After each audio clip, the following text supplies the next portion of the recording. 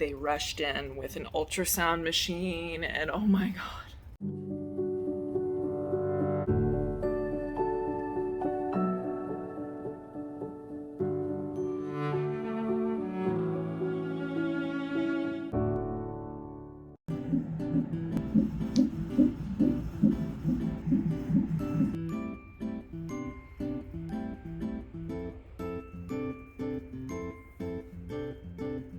Good morning.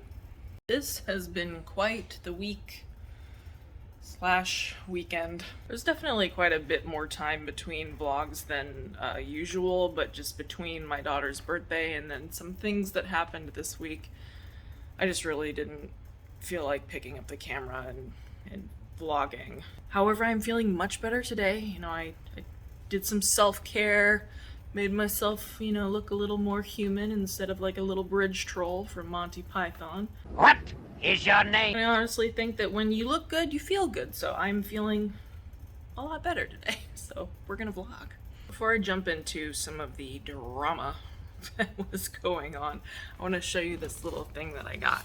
So I never got to make one of these for Kaia, but I made one for Kieran, and oh my gosh, I love it so much. It's the same Etsy company that did his sign, and it's perfect, and I can't wait to have him wrapped up in his little rainbow swaddle with this next to him with all of his stats, like his birth date and his weight and everything. It's just going to be super cute. I'll leave a link for that Etsy shop in my description box, but I love it so much. Oh yes, and if you hadn't noticed already, there is a new intro for the channel. I had been wanting to do a new intro to include our son for a while, but I just really felt like, I'm gonna wait till after Kaia's birthday, and then the prom happened, and then I've been in the hospital and just like had to figure out coordinating. Hey Kameron, can you go to the nursery and get a little bit of footage of this and this, and then I happened to get some ultrasound footage the other day, so I was like, oh, I'll just add that in there too, and very happy with it. I know I'd had some people for the last few months asking, oh, are you gonna update your intro and everything, and yes, we finally did it, and I had been waiting for Kaia's first birthday to pass, so now it's updated, and it'll be fun to update it when little baby Kieran's here too, so. There was a couple people that were saying, along the way the last few months, like, you should update your intro and move on from your daughter and stuff, and it's like, she's always going to be in it. I don't know what to tell you. You can skip over it. I think you can double tap if you don't like seeing my daughter, but she will always be a part of the intro. I think that first clip is always going to be her moving in my belly. There's always going to be an image of her in it forever because she's part of our family. Something else that recently happened is that we're 31 weeks today. This is Sunday? Yes, Sunday that I'm filming this. 31 weeks today. So the next big milestone is 32 weeks. And then the next one after that is 34 weeks. And then his brain's fully developed and he can technically come out very safely. I mean, he can do that now if he really wanted to. I don't want you to do that yet. But we are getting there. It is officially 3 weeks until he can, safely come out and potentially not spend that much time in the NICU. We are wanting to go to 36 if possible, because a lot of times babies do really well at that point. He should be closer to 6-ish pounds, probably over 6 pounds at 36 weeks.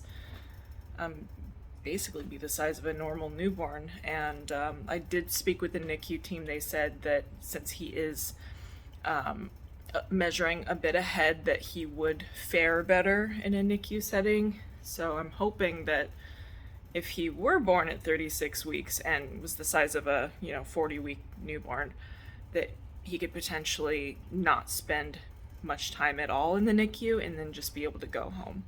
So at this point, he could be born anytime in the next 3 to 5 weeks. And I've been here a month over a month now, and it doesn't even feel like I've been here that long. But for as boring as life has been, it's actually going by really fast. Something that I noticed recently on his NSTs is that when he has a fetal heart rate acceleration, they are starting to last longer and creating these beautiful arches in his tracing, rather than just the so I spoke with the team about that. I was like, is this okay that it's changing? And they said, yes, actually that's what we want. He's going through a massive growth and change in his brain and in his heart and everything, which is exactly on time. It's exactly what we want to see. So that's good. Yeah, I'm very pleased with his progress and that he just seems to be developing normally, and just the fact that I'm staying pregnant and everything after PPROM has been a blessing. I did have somebody ask me, how is it that you have so much water on the ultrasound picture that you just posted? Because when I ruptured, I had no water. I did answer this before, is that I actually have been diagnosed with polyhydramnios, which is an excess of fluid, and I have a very slow leak, so it's intermittent. Some days I don't leak at all, some days I have what feel more like mini gushes, and then other days it just trickles. So I'm very lucky, even though we don't really know the exact cause of my polyhydramnios.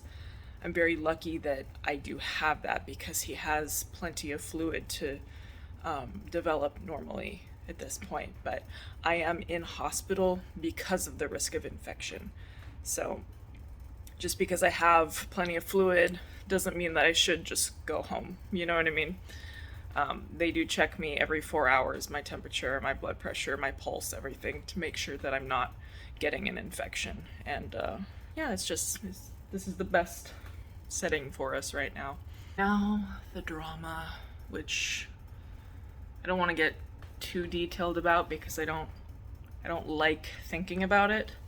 This week I did have to dismiss one of the high-risk doctors, and mostly just because they wanted to run a lot of unnecessary tests, and they would be super vague about why they wanted to run the tests, and it would leave my head spinning of well, what's wrong with my baby, And then I would speak to the high-risk doctor, the MFM, who has more experience than I've been alive, and she would be like, no, you don't need that. No, there's nothing wrong with your baby. So after the 8th time of this younger doctor trying to push unnecessary stuff on me, I just really felt you know what? You keep doing this. You did it on my daughter's birthday. You did the day after. I filed a complaint, and then you did it 2 more times after that. I'm sorry. I need you to be excused from my care team. So as much as I feel I don't want to fire people, I had to do it for my own mental health, because it's been rough. I've had a stillbirth, I've had complications with this pregnancy, I'm stuck in a hospital, I can't see my husband. I'm already anxious as it is. I don't need more on top of that, if you know what I mean. So yeah, I'm feeling a lot better though, because she is no longer part of the team, and I now no longer have constant extra anxiety on top of everything else. The other bit of drama is you bad little boy. He got into a position somehow where the nurse was not able to find him. She didn't have the experience of just touching the belly and figuring out where the baby was before placing the monitor, and she could not find his heartbeat for over 3 minutes. And I had the biggest PTSD episode, and they rushed in with an ultrasound machine, and oh my god, I was crying and shaking, and they pulled him up on the ultrasound, and the little brat was just fine. He's chilling. His back was facing my belly, so I wasn't feeling anything, and it was harder to find his heartbeat. And actually, I'll show you a little bit of footage from that. Nice shot right there, actually. Thanks. See the face? You see the face, huh? The nose, the mouth.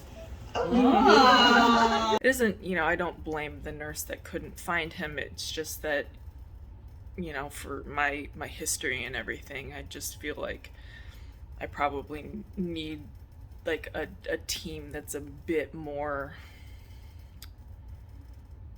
I don't know, experienced or knowledgeable of how to care for a patient who's had an intrauterine fetal demise. It's never easy to dismiss someone from your team, you know what I mean?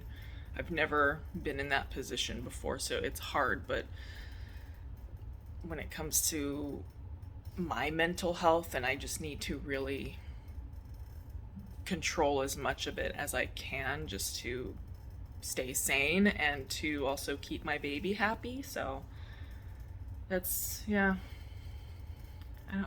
feel so guilty, but at the same time, my mental health does come first. So the other thing that, just sort of added to the whole stressful week/weekend was that when Kameron was staying with me, we got word that his grandfather passed away. I know that it had been expected for a while, and old people do die, but it's still, that was just one more thing. And trying to figure out some flights for Kameron. I'm not sure when the funeral is going to be. Unfortunately, I can't go, but we don't even have the details on the funeral as of yet, but just trying to look out for some flights for him, and so he can go pay his respects and everything. But moving forward, I just saw that Rochelle and Justin welcomed their baby girl on Kaia's birthday. That, what's crazy? This is insane.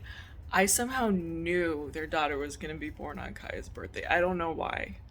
Like when she was talking about doing a C-section on the 12th, and then her baby flipped and everything, I was like, it should probably be born on Kaia's birthday. I don't know why, I just knew that for some reason, but oh my gosh, it gives me so much hope. When your first baby is stillborn and you don't have that point of reference of having a live birth before that, it's really hard to imagine yourself having a live birth. And I know other people that feel that way as well, some of my friends who have had stillbirths, they've had babies before that, and they're like, well, I've experienced having a live birth, so I know that it's possible to have another one. But the ones who also had a stillbirth for their firstborn, they also have a hard time grasping the concept of actually bringing a baby home. But that's what Rochelle and Justin's channel was for me, was just like this beacon of hope, because she did it, and she did it 3 more times and has 4 living beautiful children. And if she can do it, I know that I can do it, and it gives me a lot of hope, and I'm really happy for her. Oh, you know what sucks? I totally forgot to mention this. I want to say it was like week and a half ago maybe, that her package got returned to sender. It got sent to our house, and Kameron's like, what is this? I was like, oh no. So I actually messaged her, and I was like, did I get your address wrong? And I guess she hadn't checked her P.O. box in a few weeks, and unfortunately, I guess the post office has this thing where if you haven't checked it in 2 weeks, they consider the items abandoned, and then they return to sender. So she told me, maybe a month or so after her baby's been born to go ahead and send it again. So I'm gonna wait a while and send it again, and hopefully she gets it this time. The sleep sack that I made for her baby. I don't know if that was clear, that that's what got returned to us. Anyway, I think I'm gonna take my afternoon walk. My symphysis pubis dysfunction is back with a vengeance, so it hasn't been the greatest hopping and grinding sensations, but it is very important for me to keep walking, keep exercising, so let's go do that. Maybe I'll get a little bump date on one of the windows out there. Just gonna change real quick because I feel like Pooh Bear.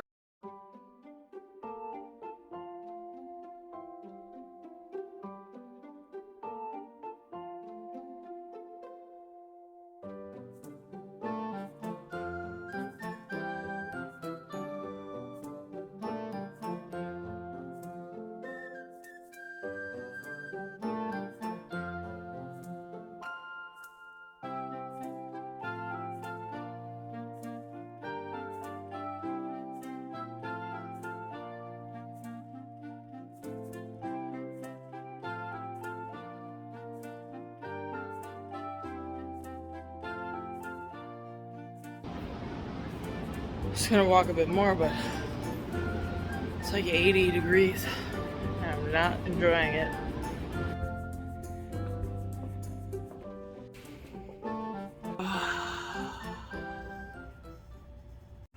One of my favorite nurses got me this little blow up thing to go on top of the mattress, and last night I had the best sleep I've had in a month.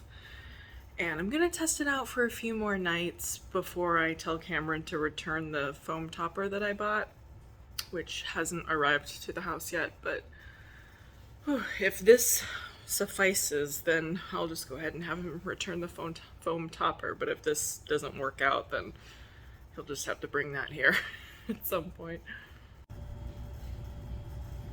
Well, this is about the time I usually have an afternoon nap after my walk and everything, so I think I'm gonna take that nap, maybe watch some true crime to relax, because you know, women watch serial killer documentaries to relax. Anyway, as always, thank you for watching, and I will see you next time. Bye.